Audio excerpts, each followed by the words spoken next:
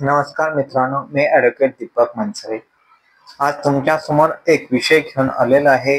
विषय आहे महाराष्ट्र राज्याचे महसूल मंत्री चंद्रशेखर बावनकुळे साहेब यांनी महाराष्ट्रामध्ये एक योजना राबवण्याची ठरवलेली आहे. योजना आहे जिवंत सातबाराची मोहीम.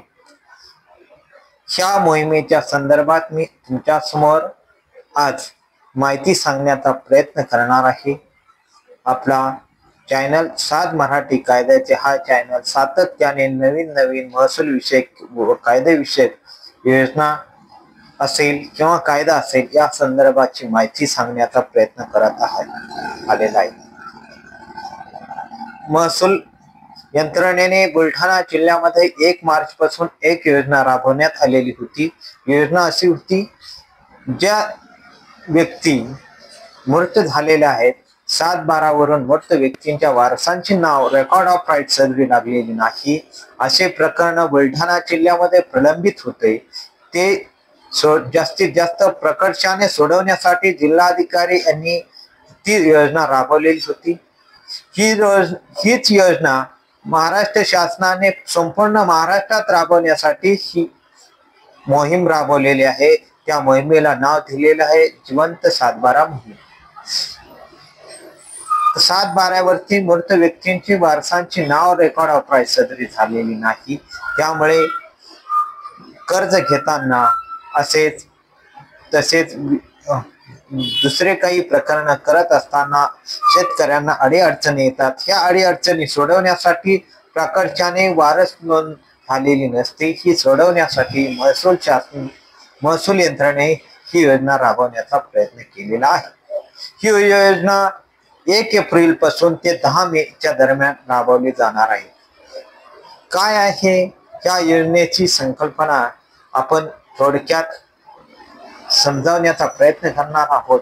1 एप्रिल ते 5 एप्रिल या कालावधीमध्ये गावगावच्या तलाठी यंत्रणा, महसूल यंत्रणा या सातबाऱ्यांची शोध घेणार आहेत की ज्या सातबाऱ्यावरती कोणतीही हालचाल मुवमेंट होत नाही अशा सातबाऱ्यावरती ते खातेदार मयत आहे किंवा काय या संदर्भात गावगावचे तलाठी यादी तयार करणार आहेत आणि ती यादी 1 एप्रिल ते 4 एप्रिलच्या दरम्यान प्रसिद्ध केली जाणार आहे. 5 एप्रिलच्या दरम्यान प्रसिद्ध केली जाणार आहे.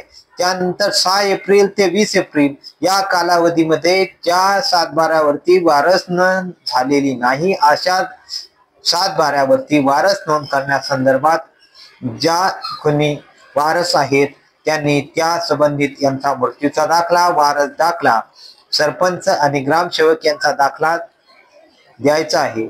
तसेच रहिवासी दाखला द्यायचा आहे. त्यानुसार ही वारसाची नोंद होणार आहे. परंतु न्यायालयीन प्रक्रियेमध्ये काही प्रकरण असतील त्याबाबतचा निर्णय यामध्ये होणार नाही. त्यानंतर 20 एप्रिल ते 10 मे याच्या दरम्यान जे वारस नोंदीचे अर्ज आलेले आहेत त्यांची ई प्रणालीद्वारे ई फेरफार तयार होणार आहेत. अशा प्रकारे ही योजना राबवण्याचा महाराष्ट्र शासनाचा संकल्पना आहे. महाराष्ट्र शासनाचे आत्ताचे सध्याचे जे महसूल मंत्री आहेत चंद्रशेखर बावनकुळे साहेब यांना माझी नम्र विनंती आहे, ही योजना तुम्ही राबवणार आहात हे अतिशय चांगला उपक्रम आहे. परंतु मोहिमेच्या नावाखाली गोंडस नाव द्यायचं आणि महसूल यंत्रणेने ते नाव सांगून मोहिमेचं नाव सांगून इतर कामं टाळाटाळ करायची ही कायमची परंपरा आलेली आहे. ही परंपरा मोडीत करण्याचं काम तुम्ही करा.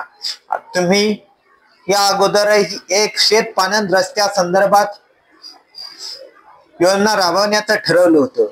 परंतु मला वाटत नाही की महाराष्ट्रात योजना कागदाच्या व्यतिरिक्त प्रत्यक्ष राबवली गेली असेल.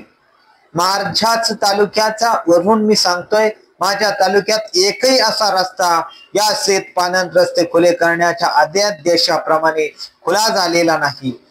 इतर राज्यातही अशीच परिस्थिती असेल, फक्त त्या नावाखाली हे महसूल अधिकारी तोंड करत काम करत असतात. माझी शासनाला नम्र विनंती आहे, या महसूल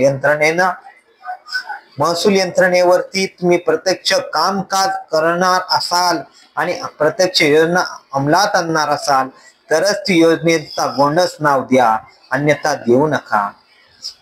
महसूल यंत्रणेचीच फक्त चूक आहे अशातला भाग म्हणत नाही. महसूल यंत्रणेने थांबवायचं आणि आमच्यासारखे सुशिक्षित तरुण असणारेही आमचं काम लवकरात लवकर होण्यासाठी 4 रुपये देत असतो.